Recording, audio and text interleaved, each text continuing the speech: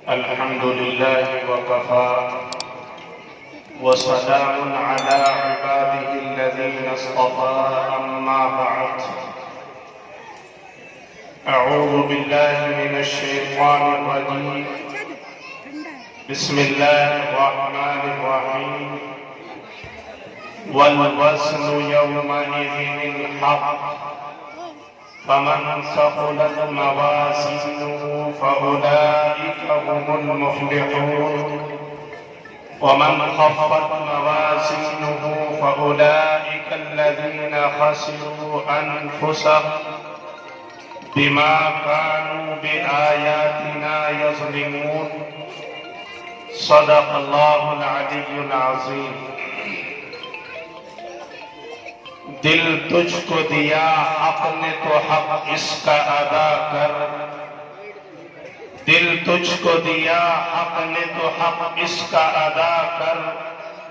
سب چھوڑ خیالات تو بس یاد خدا کر اللہ نے بخشے تجھے اعضاء پائے طاعت کر ایک یہی کام نہ کچھ اس کے سوا کر اللہ وہ دل دے جو تیرے عشق کا گھر ہو اور دائمی رحمت کی تیری جس پہ نظر ہو دل دے کہ تیرے عشق میں یہ حال ہو اس کا محشر کا اگر شور ہو تو بھی نہ خبر ہو معزز علماء کرام سامعین گرامی قدر بزرگوں دوستوں اور میری پیاری پردہ نشین ماؤں اور بہنوں اللہ تعالیٰ کا بے انتہا فضل اور احسان ہے کہ باری تعالیٰ نے ہمیں اور آپ کو آج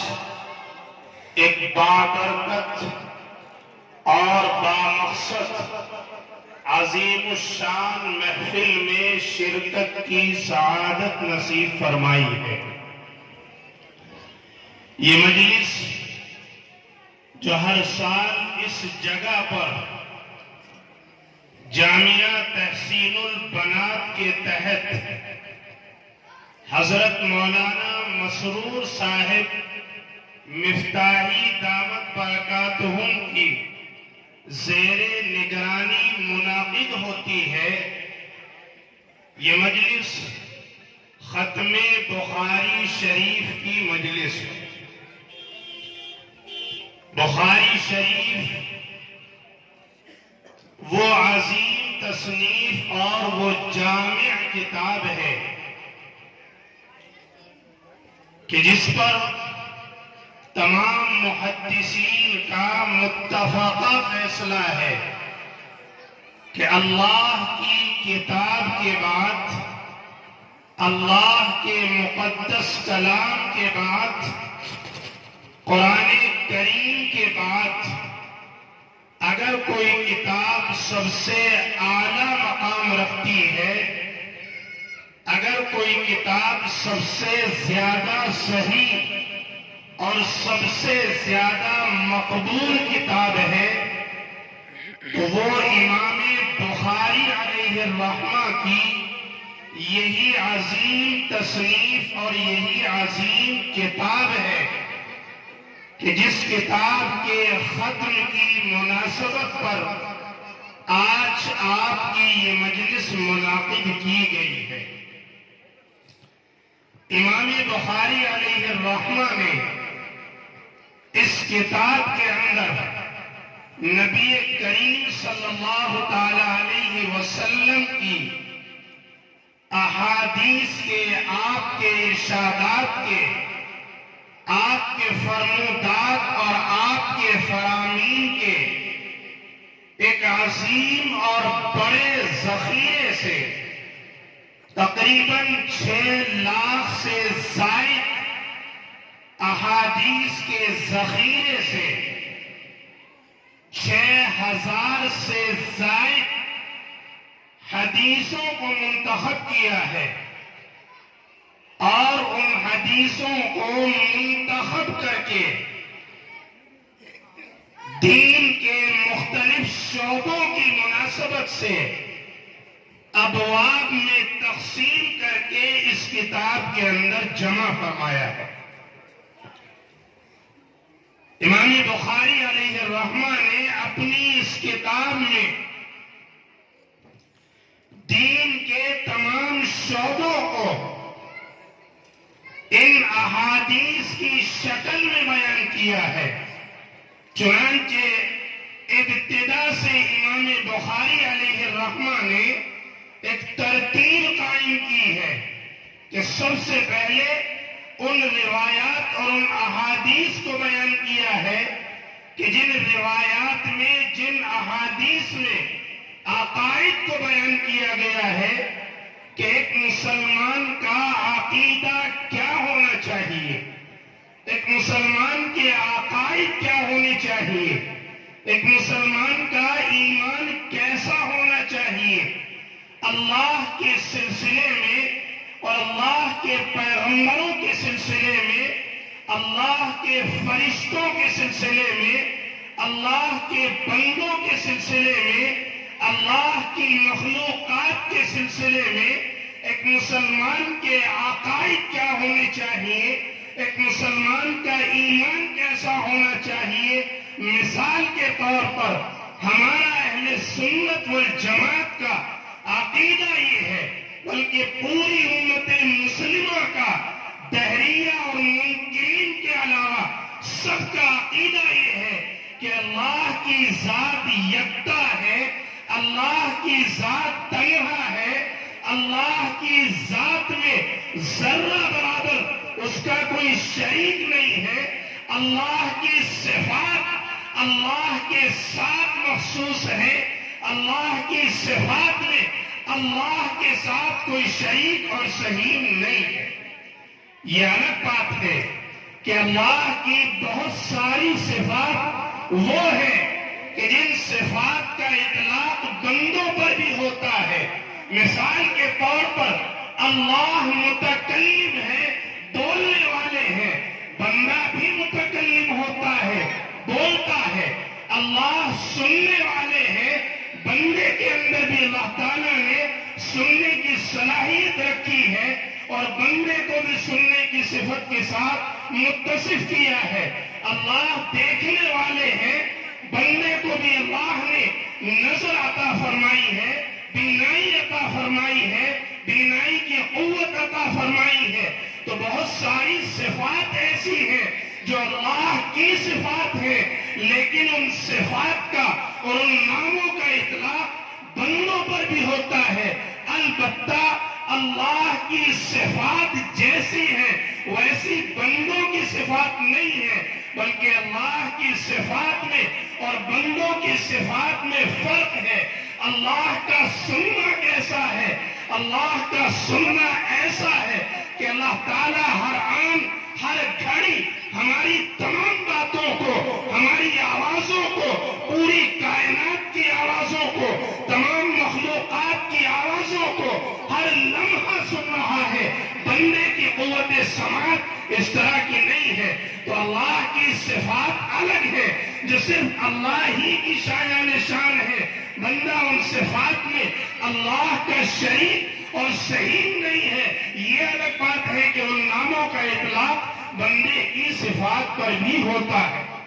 بہرحال میں عرض یہ کر رہا تھا کہ امام بخاری علیہ الرحمہ نے اپنی اس عظیم تصنیف کے اندر دین کے مختلف شعبوں کو بیان کیا ہے اور پوری امت مسلمہ کے سامنے دین کی تفصیلات بیان کی ہے کہ ایک ایمان والے کا عقیدہ کیسا ہونا چاہیے، ایک ایمان والے کا اللہ کے سلسلے میں کیا عقیدہ ہونا چاہیے، اللہ کے سلسلے میں کیا ایمان ہونا چاہیے، پیغمبر علیہ السلام کے سلسلے میں کیا ایمان ہونا چاہیے، انبیاء کے سلسلے میں کیا ایمان ہونا چاہیے، فرشتوں کے سلسلے میں کیا ایمان ہونا چاہیے، ایک مومن کی عبادت کیسی ہونی چاہیے، وہ اللہ کی بندگی کیسے کرے، اللہ کی اطاعت کیسے کرے، اللہ کی فرمانبرداری کیسے کرے، مثال کے طور پر اللہ نے نماز کو فرض کیا، نماز کی عبادت کو لازم کیا، تو نماز کیسے پڑھی جائے، نماز کا طریقہ کیا ہے، کون سی خامی ایسی ہے اور کون سا نقص ایسا ہے کہ جس سے نماز فاسد ہو جاتی ہے، اور کون سی خامی اور کون سا نقص ایسا ہے کہ جس سے نماز ادھوری ہوتی ہے، اس ادھوری نماز کی تلافی کا طریقہ کیا ہے۔ بہرحال اسی طریقے پر تفصیل کے ساتھ خواہ وہ روزے کی عبادت ہو یا زکوٰۃ کی عبادت ہو یا آپس میں ایک دوسرے کے ساتھ رہنے سہنے کی عبادت ہو یا آپس میں ایک دوسرے کے ساتھ معاملات کا مسئلہ ہو یا آپس میں ایک دوسرے کے ساتھ زندگی گزارنے کا مسئلہ ہو یا ہماری زندگی کی ضروریات کو اختیار کرنے اور ان کو استعمال کرنے کا مسئلہ ہو، ہر موقع کے لیے اور ہر موڑ کے لیے اور ہر لمحے کے لیے سرکار دو عالم صلی اللہ تعالی علیہ وسلم کے ارشادات سے ایک حسین گلدستہ منتخب فرما کر امام بخاری علیہ الرحمہ نے اپنی اس عظیم تصنیف میں، اپنی اس عظیم کتاب میں ان تمام روایات کو اور ان تمام احادیث کو جمع کر کے ہمارے سامنے پیش کر دیا ہے، اور یہ سبق دے دیا ہے کہ اگر دین پر عمل کرنا چاہتے ہو تو تمہارے لیے دین پر عمل کرنے میں کوئی مشکل نہیں ہے، کوئی دشواری نہیں ہے۔ ہم نے آپ کے لیے سامان مہیا کر دیا ہے، ہم نے آپ کے لیے سہولتیں مہیا کر دی ہے، ہم نے آپ کے لیے تفصیلات بیان کر دی ہے، ہم نے آپ کے لیے پیغمبر کے اسوہ حسنہ کو تفصیل کے ساتھ پیش کر دیا ہے۔ بہرحال امام بخاری علیہ الرحمہ نے ہمارے لیے ایمان کے بعد وہ احکام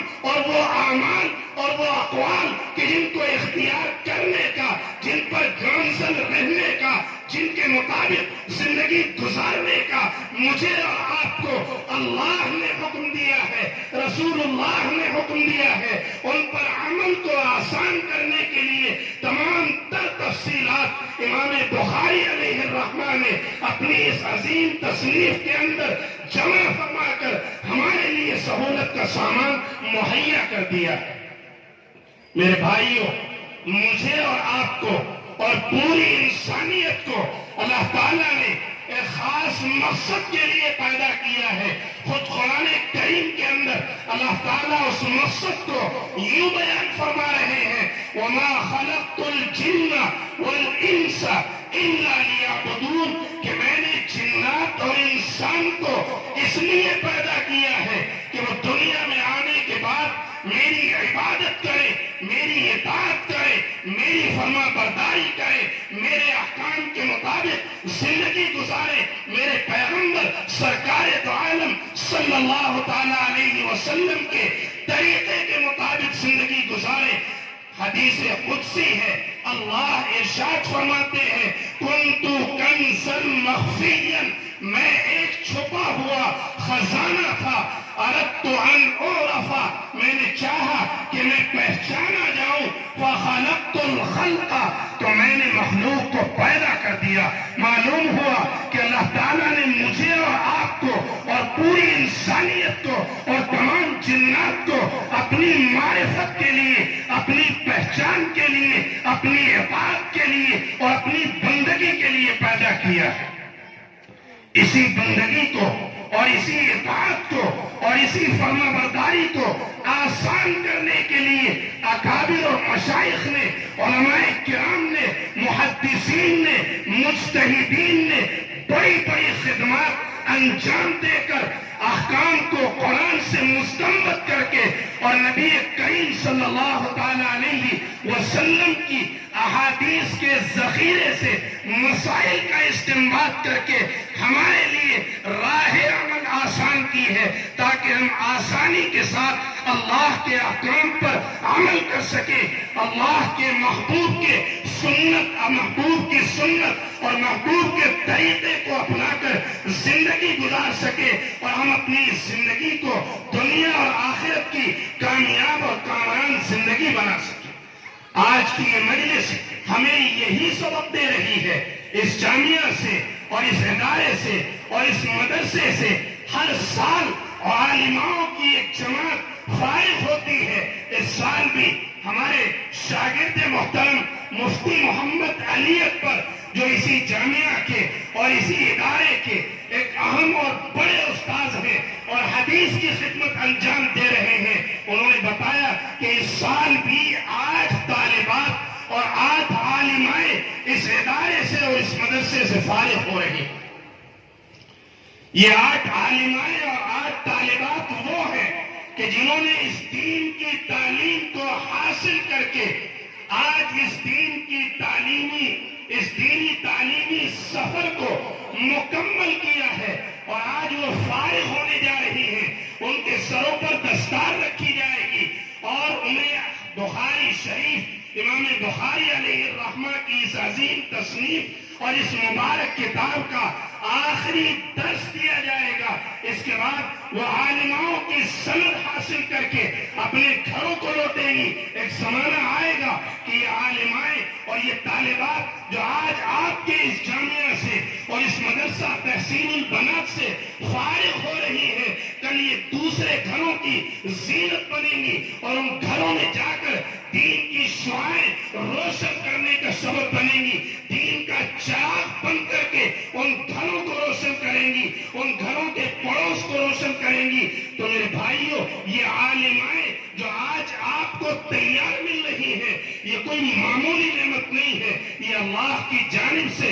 ہمارے اور آپ کے لیے اللہ کی بڑی عظیم نعمتیں ہیں. یہ وہ بچیاں ہیں، یہ وہ عالمائیں ہیں جنہوں نے دین کا علم حاصل کیا ہے، قرآن کا علم حاصل کیا ہے، سنتوں کا علم حاصل کیا ہے، دینی زندگی گزارنا سیکھا ہے اس ادارے میں رہ کر. اب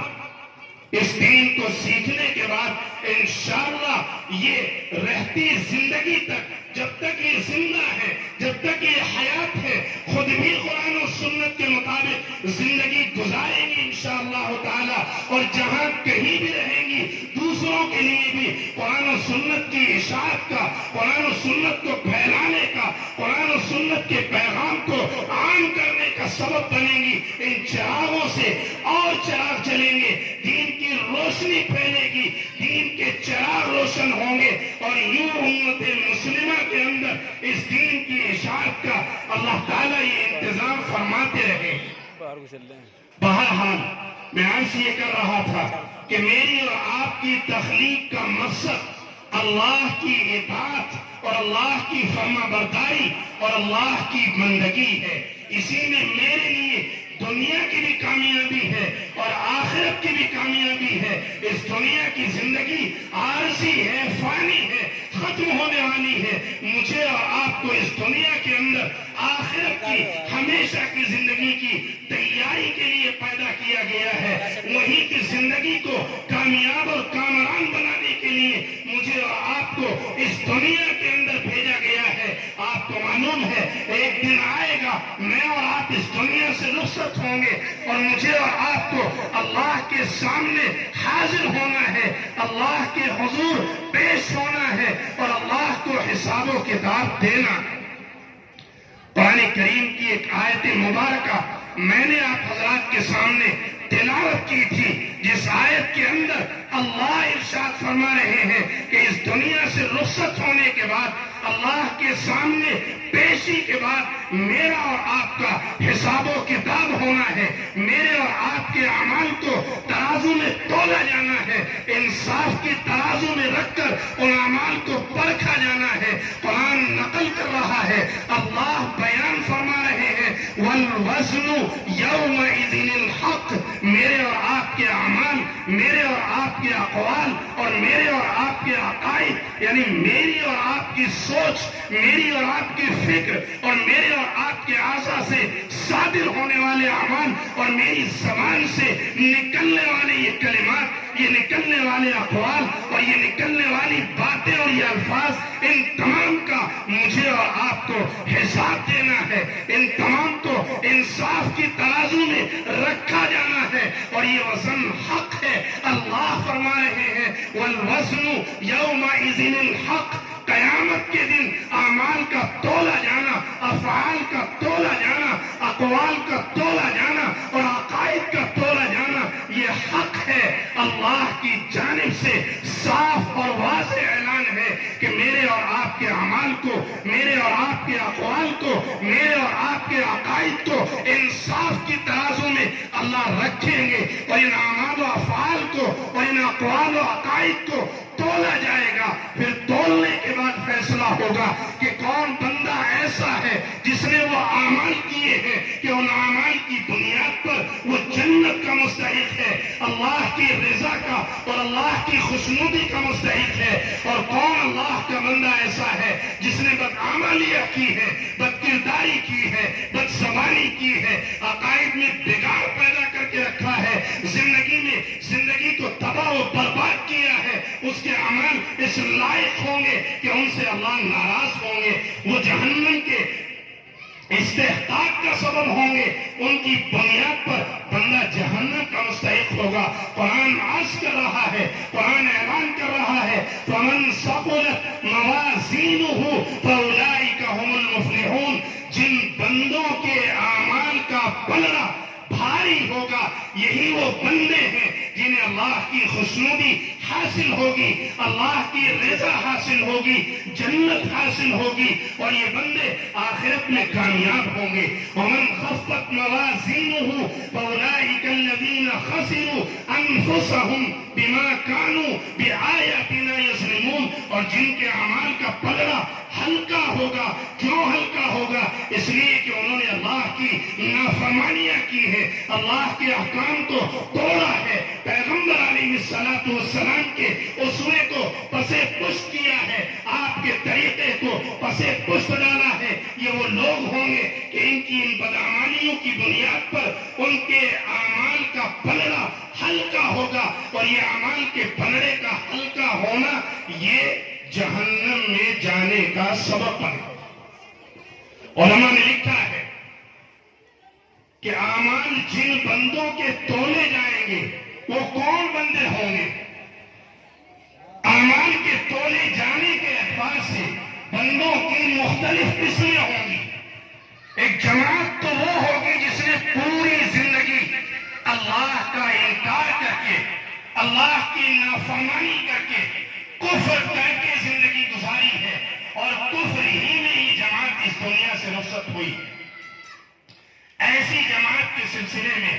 قرآن کہتا ہے نہ ان کے لیے ترازو قائم کی جائے گی،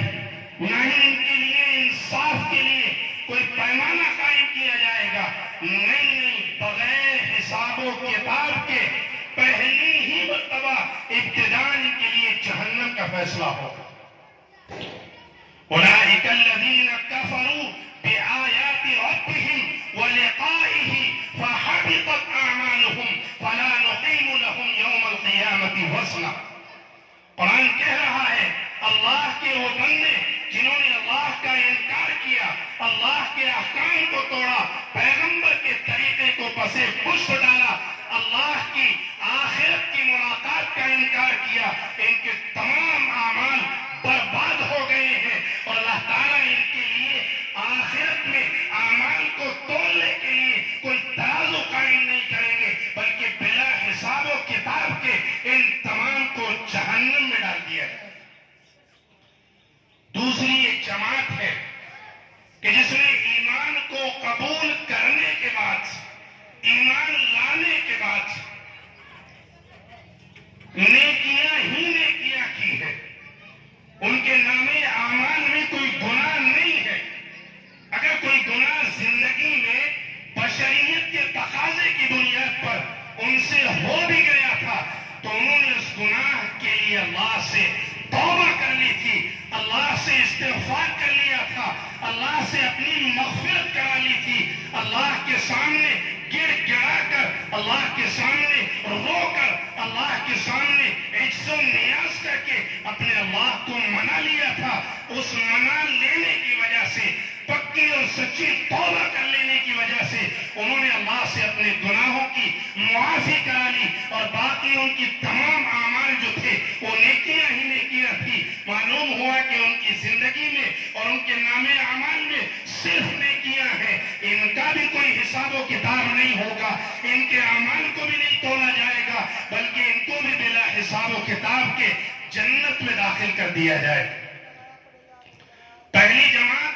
صرف منکر انکار کرنے والے، گناہ ہی گناہ کرنے والے، کفر کرنے والے، ان کے اعمال بھی نہیں تولے جائیں گے، وہ بلا حساب و کتاب جہنم میں۔ اور دوسری جماعت جن کی نیکیاں ہی نیکیاں ہیں، گناہ اگر ہوئے تھے تو اللہ سے معاف کرا لیے، ان کے اعمال بھی نہیں تولے جائیں گے، ان کو بھی بلا حساب و کتاب جنت میں داخل کیا جائے۔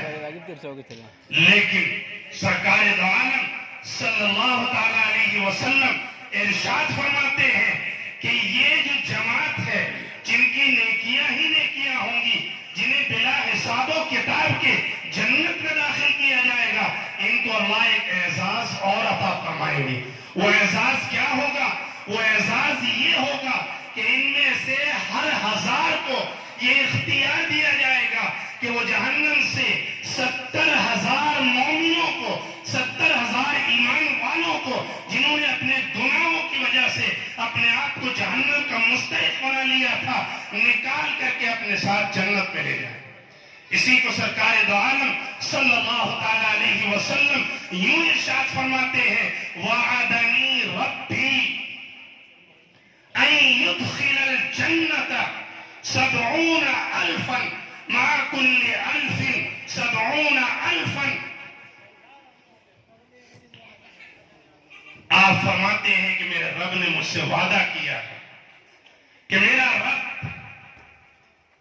70,000 آدمیوں کو جو جہنم کے مستحق ہو چکے ہیں، لیکن وہ مومن ہیں، ایمان والے ہیں، گناہوں کی وجہ سے وہ جہنم کے مستحق ہو گئے تھے،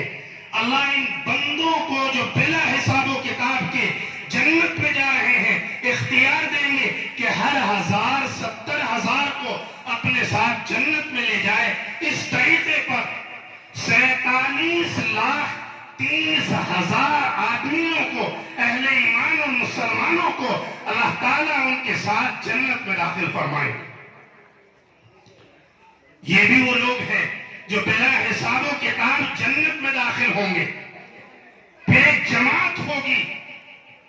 اس کو بھی اللہ تعالیٰ بلا حساب جنت میں داخل فرمائیں گے، جس کے سلسلے میں سرکار دو عالم صلی اللہ تعالی علیہ وسلم ارشاد فرماتے ہیں کہ اللہ جہنم سے اپنی 3 چلو بھر کر،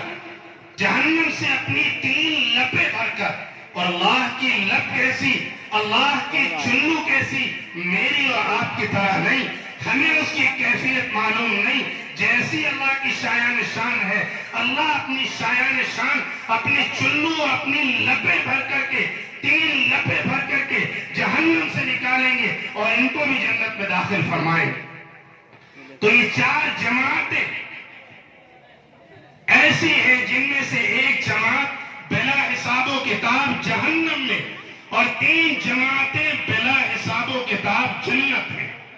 اب ایک جماعت باقی رہ گئی، یہ جماعت وہ ہے جنہوں نے ایمان کو قبول کرنے کے بعد ایمان کی تو حفاظت کی ہے، ایمان کو تو سنبھالے رکھا ہے، ایمان تو اللہ نے ان کا سلب نہیں کیا ہے، لیکن یا تو انہوں نے پوری زندگی برائیوں میں گزاری ہے، بدعمالیوں میں گزاری ہے، یا پھر انہوں نے کچھ اعمال نیک کیے ہیں اور کچھ اعمال بد کیے ہیں۔ یہ جو لوگ ہوں گے اس طرح کے، ان کے سلسلے میں اللہ فرماتے ہیں وَالْوَزْنُ يَوْمَئِذٍ الْحَقِّ، کہ قیامت کے دن وزن حق ہے، ان کے اعمال تولے جائیں گے، ان کے افعال تولے جائیں گے، ان کے اقوال تولے جائیں گے، ان کے عقائد کو تولا جائے گا۔ پھر جن کا پلڑا بھاری ہوگا اللہ ان کو جنت میں داخل فرمائیں گے، اور جن کا پلڑا ہلکا ہوگا اللہ ان کو جہنم میں داخل فرمائیں گے۔ جہنم کی سزا پا کر، چونکہ یہ مومن ہے، ایک مدت کے بعد ان کو جہنم سے نکالا جائے گا اور اللہ کی جانب سے جنت میں دخول کا فیصلہ ہو۔ اب سوال یہ پیدا ہوتا ہے کہ اعمال میں وزن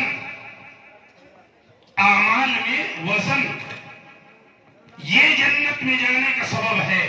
اعمال وزنی ہوں گے تو جنت کا مستحق ہوگا، اعمال میں وزن نہیں ہوگا تو پھر جنت کا مستحق نہیں ہوگا۔ اعمال میں وزن کیسے پیدا کیا جائے؟ اعمال تو کوئی دکھائی دینے والی چیز نہیں ہے، اعمال کوئی چھوئی جانے والی چیز نہیں ہے، اس میں وزن کیسے پیدا ہوگا؟ یاد رکھے اعمال بھی ایک معنوی شے ہے اور اعمال کا وزن بھی ایک معنوی شے ہے۔ تفصیلات آپ حضرات کے سامنے آئیں گی، میں مختصر طور پر آپ کے سامنے عرض کر دوں کہ اعمال بھی معنوی اور اعمال کا وزن بھی معنوی۔ اعمال میں وزن کیسے پیدا ہوگا؟ اعمال میں وزن صحیح نیت سے پیدا ہوگا، اعمال میں وزن اخلاص سے پیدا ہوگا۔ جس عمل کے کرتے وقت عمل کرنے والے کی نیت صحیح ہو، یعنی وہ عمل صرف اور صرف اللہ کے لیے کیا جا رہا ہو، اللہ کی رضا کے لیے کیا جا رہا ہو، اللہ کی خوشنودی کے لیے کیا جا رہا ہو، تو یہ نیت صحیح ہے اور یہ نیت اس عمل کے وزنی ہونے کا سبب بنے۔ اسی اخلاص کی بنیاد پر وہ عمل وزنی ہوگا۔ تو اعمال میں وزن پیدا کرنے کا سب سے پہلا سبب یہ ہے کہ ہم جو بھی عمل کریں اللہ کے لیے کریں، اخلاص کے ساتھ کریں، صحیح نیت کے ساتھ کریں، اللہ کو راضی کرنے کے لیے کریں۔ اور دوسرا سبب اعمال میں وزن پیدا کرنے کا یہ ہے کہ عمل شریعت کے مطابق ہو، سنت کے مطابق ہو، نبی کریم صلی اللہ تعالی علیہ وسلم کے طریقے کے مطابق ہو، یہ عمل وزنی ہوگا۔ اسی عمل کی بنیاد پر قیامت کے دن انصاف کی ترازو کا پلڑا بھاری ہوگا اور یہی عمل جنت کے استحقاق کا سبب ہے۔ یہ ایک سبق تو میں نے امام بخاری علیہ الرحمہ کی اس عظیم تصنیف کے حوالے سے مختصر طور پر آپ کے سامنے بیان کیا ہے۔ تو پہلی چیز تو ہم اور آپ یہ پلے باندھ لیں اور گرہ باندھ لیں کہ ہم جو بھی عمل کریں اللہ کے لیے کریں، اخلاص کے ساتھ کریں، صحیح نیت کے ساتھ کریں۔ اور دوسری چیز مجھے آپ حضرات کے سامنے عرض کر کے بات ختم کرنا ہے، وہ یہ ہے کہ حالات چاہے جیسے بھی ہو، مصائب آئیں، پریشانیاں آئیں، مظالم آئیں، تکالیف آئیں، ایذائیں آئیں، کیسے بھی حالات ہوں، ہمیں ہر حال میں اللہ کے احکام پر اور پیغمبر کے طریقے پر، پیغمبر کے اسوہ حسنہ پر ثابت قدم رہنا ہے۔ امام بخاری علیہ الرحمہ کی زندگی ہی سے ہمیں یہ سبق ملتا ہے۔ امام بخاری علیہ الرحمہ اخیر زمانے میں زندگی گزار رہے ہیں بخارا کے اندر۔ بخارا کے امیر خالد زحلی نے امام بخاری علیہ الرحمہ کے پاس پیغام بھیجا کہ آپ میرے بچوں کو میرے گھر پر آ کر حدیث کی تعلیم دیں۔ امام بخاری علیہ الرحمہ نے انکار کر دیا اور فرما دیا کہ میں اگر آپ کے بچوں کو آپ کے گھر پر آ کر حدیث کی تعلیم دوں تو میں سمجھتا ہوں کہ میں اس علم کی توہین کر رہا ہوں، میں اس علم کی تحقیر کر رہا ہوں، مجھے اس علم کی یہ تحقیر اور یہ توہین گوارا نہیں ہے۔ وقت کے بخارا کے گورنر نے امام بخاری علیہ الرحمہ کو دوسری پیشکش کی، اچھا میں آپ کے پاس اپنے بچوں کو بھیجتا ہوں، آپ ان کے لیے کوئی وقت متعین کریں جس میں صرف انہی کو پڑھائیں، کسی اور کو نہیں۔ امام بخاری علیہ الرحمہ نے اس پیشکش کو بھی قبول نہیں کیا اور یہ فرمایا میں اگر ایسا کرتا ہوں تو میں سمجھتا ہوں کہ میں ان بچوں کا حق مار رہا ہوں، ان کی حق تلفی کر رہا ہوں، ان کو محروم کر رہا ہوں، مجھے یہ بھی گوارا نہیں۔ یہ انکار کرنا تھا کہ امام بخاری علیہ الرحمہ کے خلاف سازشیں شروع ہو گئی، پروپیگنڈے شروع ہو گئے، حاسدانہ کارروائیاں شروع ہو گئی۔ امام بخاری علیہ الرحمہ کو بخارا سے نکال دیا گیا، دوسری جگہ منتقل ہو گئے، پھر وہاں سے بھی نکال دیا گیا، ان کے خلاف سازشیں کی جا رہی ہیں۔ جب امام بخاری علیہ الرحمہ نے دیکھا کہ کوئی چارے کار نہیں ہے، اپنے اللہ سے دعا فرمائی، اللہم ضاقت علی الارض بما رحبت، اے اللہ تیری زمین باوجود کشادہ ہونے کے میرے اوپر تنگ ہو گئی ہے، میں تجھ سے دعا کرتا ہوں، فاقبضنی الیک، آپ مجھے اپنے پاس بلا لیجئے۔ چنانچہ اللہ نے امام بخاری علیہ الرحمہ کی دعا قبول فرمائی۔ سواری پر سوار ہو رہے تھے، امام بخاری علیہ الرحمہ کی اسی حالت میں اسی دعا کی قبولیت کے نتیجے میں روح قبض کر لی گئی اور اللہ نے اپنے پاس بلا لیا۔ بظاہر یہ اشکال ہوتا ہے کہ موت کی تمنا اور موت کی دعا یہ تو جائز نہیں ہے۔ نہیں، مطلقاً عدم جواز کا کوئی قائل نہیں ہے۔ یاد رکھے، اگر اپنے ایمان کے جانے کا اندیشہ ہو، ایمان پر خطرہ ہو، اسلام پر خطرہ ہو، تحفظ کے لیے کوئی چارے کار نظر نہ آتا ہو، تو ایسی صورت میں علماء نے، محدثین نے، مفسرین نے اجازت دی ہے کہ ایسے موقع پر موت کی تمنا کرنا اور موت کی دعا کرنا جائز ہے۔ اسی لیے امام بخاری علیہ الرحمہ نے ایسے موقع پر موت کی تمنا کر کے اور موت کی دعا کر کے ہمیں اور آپ کو یہ پیغام دے دیا ہے، عمل اللہ کے لیے کرو، خالص نیت کے ساتھ کرو، حالات چاہے جیسے بھی ہو، مرنا تو گوارا کر لو، موت تو گوارا کر لو، قید خانے کو گوارا کر لو، لیکن اللہ کے احکام کو مت چھوڑو، اللہ کے احکام پر ثابت قدم رہ کر کے زندگی گزارو۔ یہی میرے اور آپ کے لیے اور پوری امت مسلمہ کے لیے اصل زندگی اور آخرت کی زندگی کی کامیابی کا ضامن ہے۔ اللہ تعالیٰ مجھے بھی اور آپ حضرات کو بھی عمل کی توفیق نصیب فرمائے۔ وآخر دعوانا الحمدللہ۔ ماشاءاللہ۔